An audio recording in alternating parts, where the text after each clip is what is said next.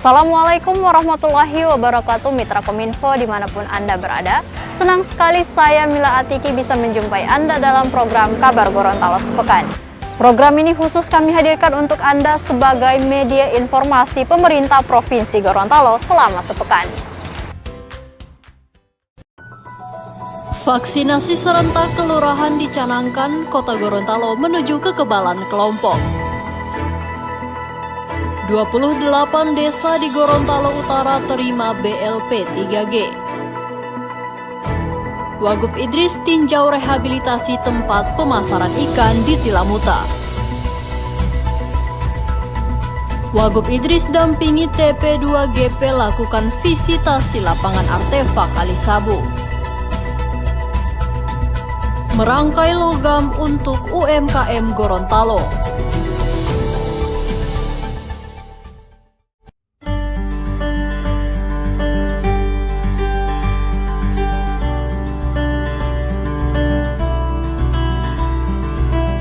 Vaksinasi serentak tingkat kelurahan di Kota Gorontalo dicanangkan oleh Gubernur Gorontalo Rusli Habibie pada Kamis 12 Agustus 2021.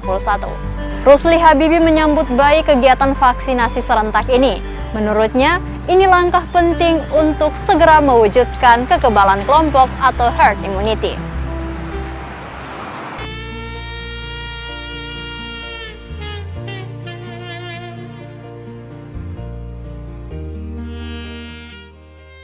Vaksinasi serentak tingkat kelurahan di Kota Gorontalo dicanangkan oleh Gubernur Gorontalo Rusli Habibie pada Kamis 12 Agustus 2021. Pencanangan yang dihadiri oleh Wali Kota Gorontalo Marten Taha dan unsur Forkopimda setempat berlangsung di lapangan Taruna Remaja dengan mendirikan tempat vaksinasi serentak atau TVS untuk pelayanan kepada masyarakat. Gubernur Rusli menyambut baik kegiatan pencanangan vaksinasi serentak. Menurutnya ini langkah penting untuk segera mewujudkan kekebalan kelompok atau herd immunity. Semakin banyak warga kota yang divaksin, maka semakin kecil peluang penularan COVID-19 terjadi di masyarakat. Nenek moyang kita, bos-bos kita, pendahulu kita, itu bisa memerdekakan Indonesia ini, merah putih, Indonesia Raya. Untuk momen sekarang saya ajak semua untuk bersatu melawan COVID. Bukan lawan penjajah lagi kita, bukan melawan Belanda, Jepang, tapi melawan COVID. Dengan COVID apa? Ya 3M, menggunakan masker, jaga jarak dan menghindari kerumunan, serta dan vaksin serta berdoa. Itu kuncinya. Ya. Vaksinasi di tingkat kelurahan dan desa menjadi hasil kesepakatan pada rapat semua unsur yang digelar dari beberapa hari lalu.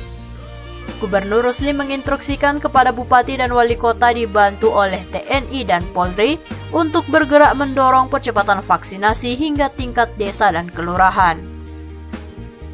Aparat desa dan kelurahan diminta dievaluasi secara berkala berapa warganya yang sudah divaksin.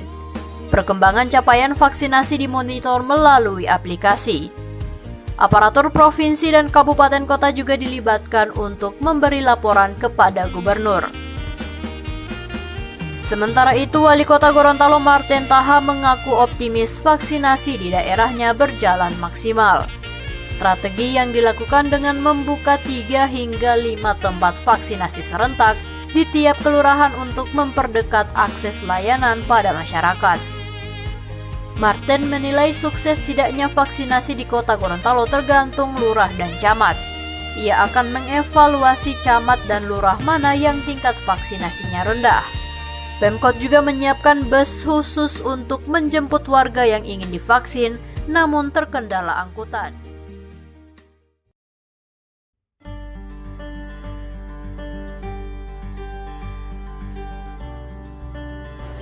Sebanyak 28 desa di Gorontalo Utara menerima bantuan langsung pangan pemerintah Provinsi Gorontalo atau BLP 3G pada Kamis 12 Agustus 2021. Rinciannya ada 10 desa di Kecamatan Tomilito dan 18 desa di Kecamatan Koandang. Pada kesempatan yang sama, mantan orang nomor 1 di Gorontalo Utara ini selalu mengingatkan masyarakatnya akan kepatuhan protokol kesehatan.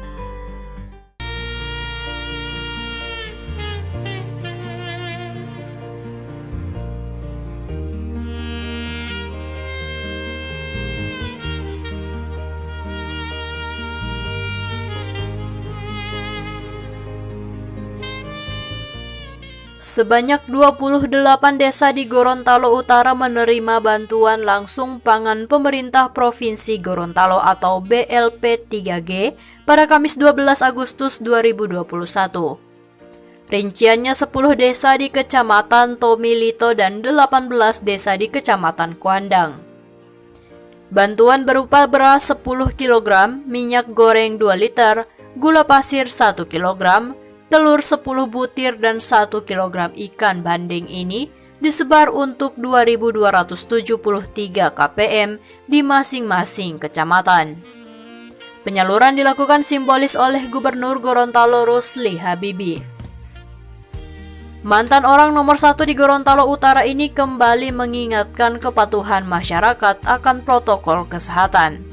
Selama masih dipercayakan sebagai kepala daerah, Rusli mengaku tidak akan pernah bosan dan capek untuk mendisiplinkan seluruh masyarakatnya. Varian baru itu penyebarannya cepat sekali, bisa 10 kali lipat dari sekarang, dan proses kematiannya cepat. Di Gorontalo tertinggi, sudah 275 orang yang meninggal karena COVID. Jadi Bapak Ibu sekalian hanya diminta untuk rajin pakai masker ketika keluar rumah, menghindari kerumunan, jaga jarak, dan rajin cuci tangan. Lewat BLP 3G yang dianggarkan melalui APBD Pemprov Gorontalo tahun ini menganggarkan untuk 90.000 KPM dengan rincian yang sudah diserahkan saat ini berjumlah 14.637 KPM atau 16,26%.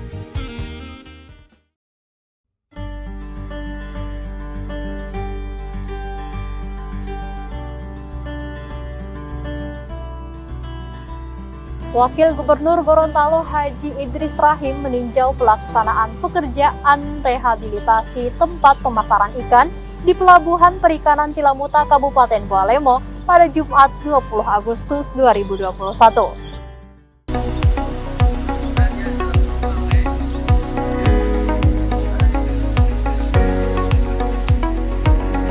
Wakil Gubernur Gorontalo Haji Idris Rahim meninjau pelaksanaan pekerjaan rehabilitasi tempat pemasaran ikan di Pelabuhan Perikanan Tilamuta, Kabupaten Bualemo pada Jumat 20 Agustus 2021. Anggaran pembangunan tempat pemasaran ikan di PB Tilamuta bersumber dari dana alokasi khusus Provinsi Gorontalo tahun 2021 pada Dinas Kelautan dan Perikanan. Anggaran yang dialokasikan sebesar Rp408,7 juta dengan waktu pelaksanaan selama 150 hari. Sesuai dengan laporan yang ada di medsos, memang tidak ada pekerjaan. Tidak adanya pekerjaan itu karena masih menunggu hasil lab dari Dinas Pekerjaan Umum. Di samping itu, juga kontraktornya masih melakukan persiapan karena untuk melakukan pengecoran itu harus semua bahan sudah tersedia.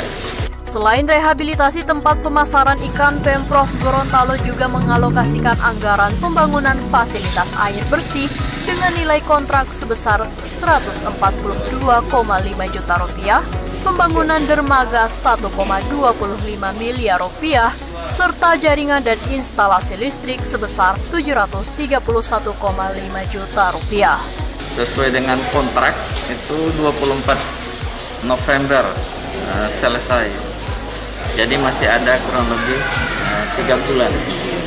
Insya Allah ini kita harapkan agar supaya pekerjaan ini bisa dipacu dan dapat digunakan oleh para nelayan untuk nantinya bisa memasarkan ikannya dengan baik.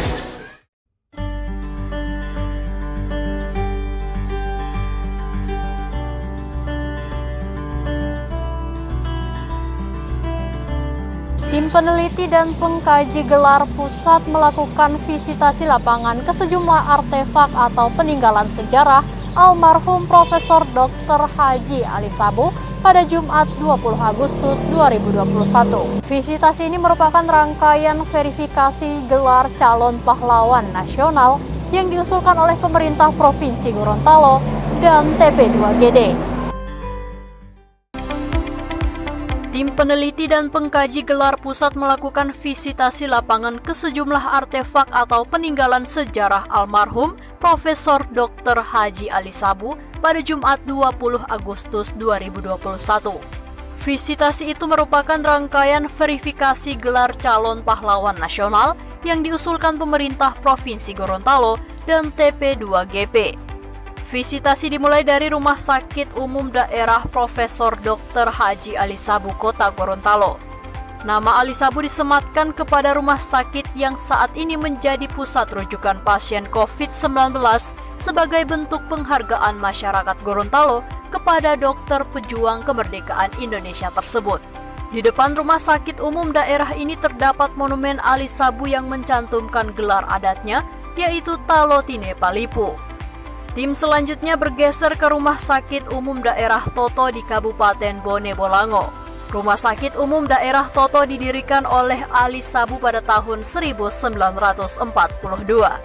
Sebelum menjadi rumah sakit umum daerah ini menjadi pusat perawatan lepra atau penyakit kusta. Di lokasi ini tim verifikasi TP2GP mendokumentasikan ruang perawatan yang pertama kali dibangun yang saat ini beralih fungsi menjadi gedung farmasi. Tim juga mewawancarai Aisari Sabu 77 tahun ponakan dari Ali Sabu sambil menunjukkan sejumlah dokumen serta foto orang tua dan Ali Sabu semasa kecil.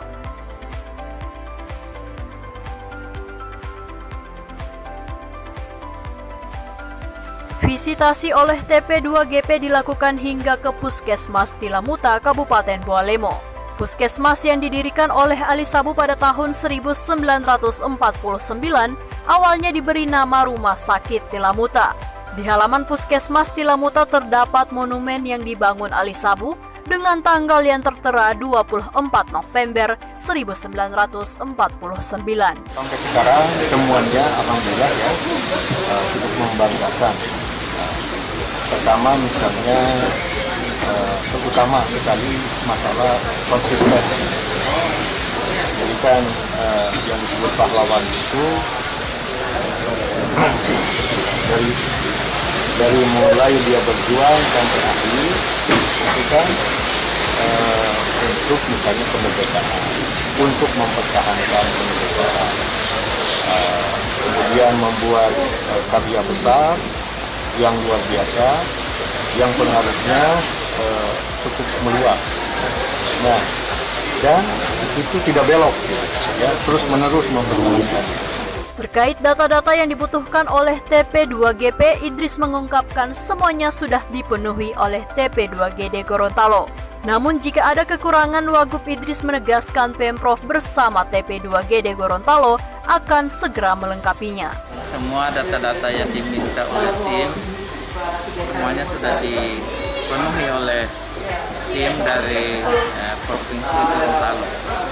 Tentunya masih ada beberapa hal yang perlu disempurnakan lagi, tetapi pada prinsipnya semua data untuk gelar pahlawan Profesor Dr. Ali Sabu sudah memenuhi syarat.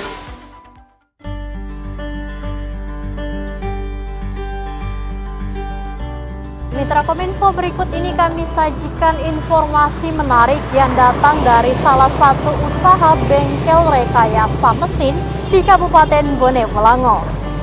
Bengkel dengan nama Bengkel M Teknik ini merupakan salah satu penerapan teknologi tepat guna yang sangat mendukung perkembangan dan peningkatan UMKM di Provinsi Gorontalo.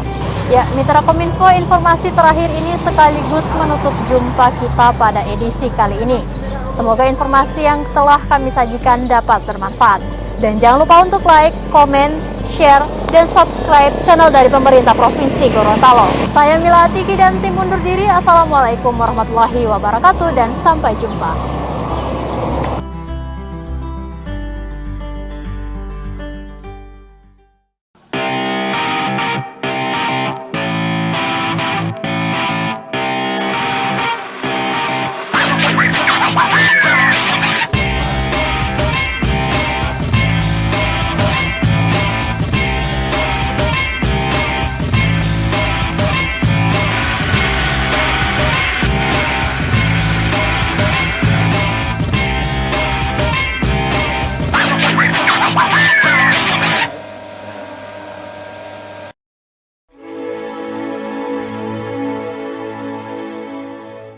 Teknologi tepat guna merupakan teknologi yang mudah digunakan, terjangkau dari segi harga, serta relevan dengan kebutuhan dari pelaku usaha mikro, kecil, dan menengah.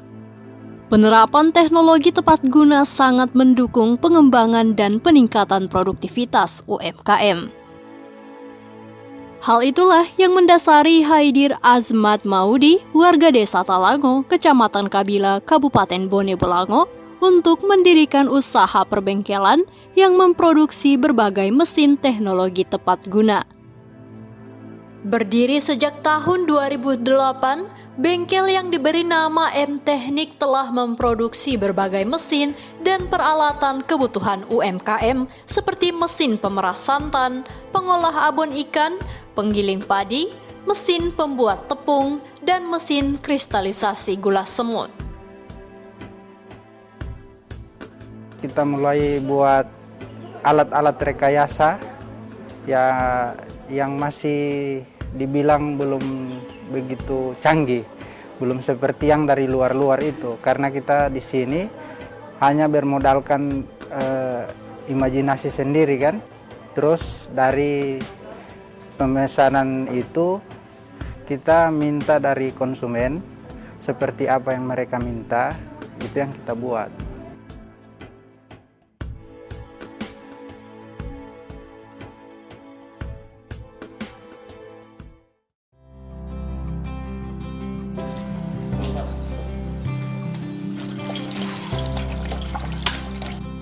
Keberadaan bengkel M Teknik ini sangat dirasakan manfaatnya oleh pelaku UMKM. Seperti halnya UMKM yang memproduksi abon ikan, sebelumnya membutuhkan waktu kurang lebih 8 jam dalam sekali produksi.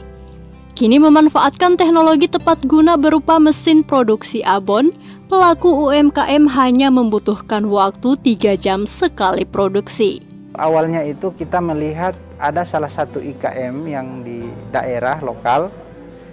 Mereka itu buat abon itu mulainya itu jam 10 pagi, selesainya itu nanti jam 5 sore. Dari situ mereka curhat, bilang, "Pak, gimana bisa bikin mesinnya supaya kita tidak capek?" Gitu. Setelah saya pikir-pikir, oh ini gini-gini. Oke, saya coba Bu, saya coba. Alat-alat semua itu tersedia di daerah sini. Jadi setelah kita buat, dipesan itu prosesnya kurang lebih 1 minggu. Kita rakit, terus kita uji coba langsung, kita dampingi mulai dari awal sampai akhir jadi abon itu.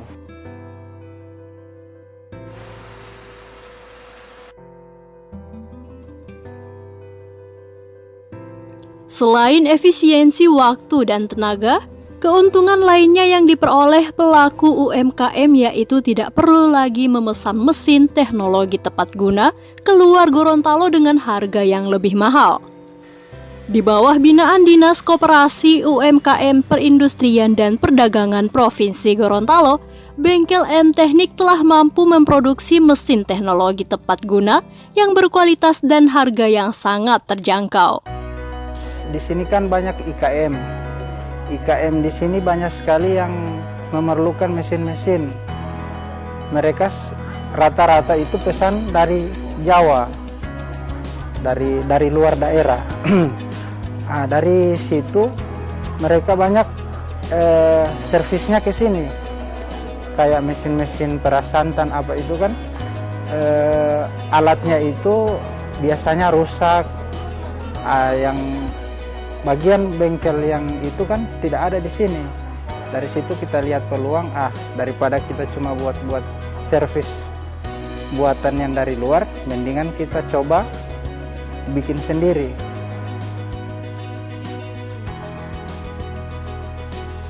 Kalau SDM yang di sini saya libatkan yang lokalan, terutama yang masyarakat sekitar, tetangga yang. Jadi di sini sekarang saya punya karyawan itu 4. Terus mereka bukan orang-orang dari jauh, mereka cuma orang lokalan. Nanti mudah-mudahan satu saat nanti mereka bisa belajar dari sini, bisa mereka kembangkan di tempat lain. Karena di sini ya saya lihat-lihat untuk mesin-mesin rekayasa seperti ini masih baru di sini. Jadi mudah-mudahan dengan di sini mereka ada beberapa orang, mereka sambil kerja sambil dilatih, nanti satu saat bisa buat sendiri. Di sini saya terbuka, orang mau belajar, mau ya silakan, gratis, tidak dipungut biaya.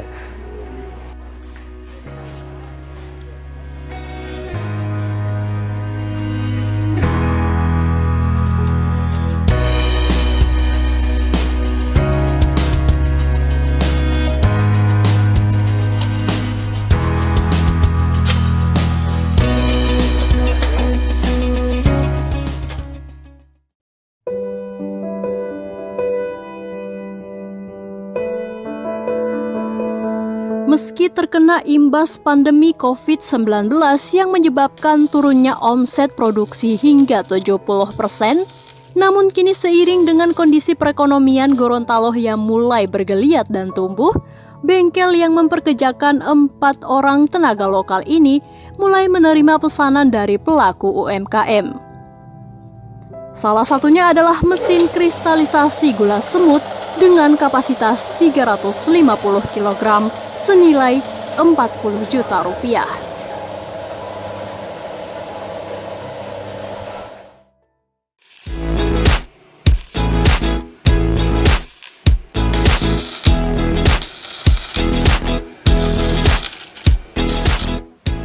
Alhamdulillah tahun 2019 itu saya sempat didatangi dari Dinas Perindak Pusat sama Provinsi.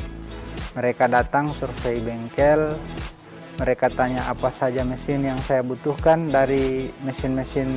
Kebetulan saya waktu itu dapat pekerjaan membuat mesin perasantan, yang mesin bukan alat ya, mesin. Mereka melihat dari situ, terus mereka bilang, Pak, kita ada program mau buat alat panjat kelapa. Saya bikin. Mereka, oh sudah bagus. Mereka lihat hasilnya sudah oke. Mereka tanya, Pak, kira-kira di perbengkelan Bapak buat mesin seperti ini, alat apa yang paling Bapak butuhkan? Itu pertanyaan dari dinas. Ya, saya mengajukan mesin bubut. Kebetulan yang di belakang saya ini salah satu mesin bantuan dari pemerintah provinsi maupun pusat perindustrian. Tahun 2019 kemarin. Saya berharap di sini orang-orang yang mau belajar bisa datang kumpul sharing di sini, biar bengkel seperti ini bisa berkembang di Gorontalo. Kenapa hanya di luar daerah yang bisa? Kita sendiri sebenarnya banyak, Bu, yang potensi, dengan cuma satunya keterbatasan modal sama itu alat sama bahan bakunya, itu yang susahnya itu. Harapannya untuk pemerintah seperti saya ini, yang saya sangat butuhkan ini, seperti pendampingan, atau mungkin saya mau tambah ilmu, kita bisa keluar daerah untuk melihat-lihat di sana kan, apa yang masih kurang, yang harus kita bawa ke sini.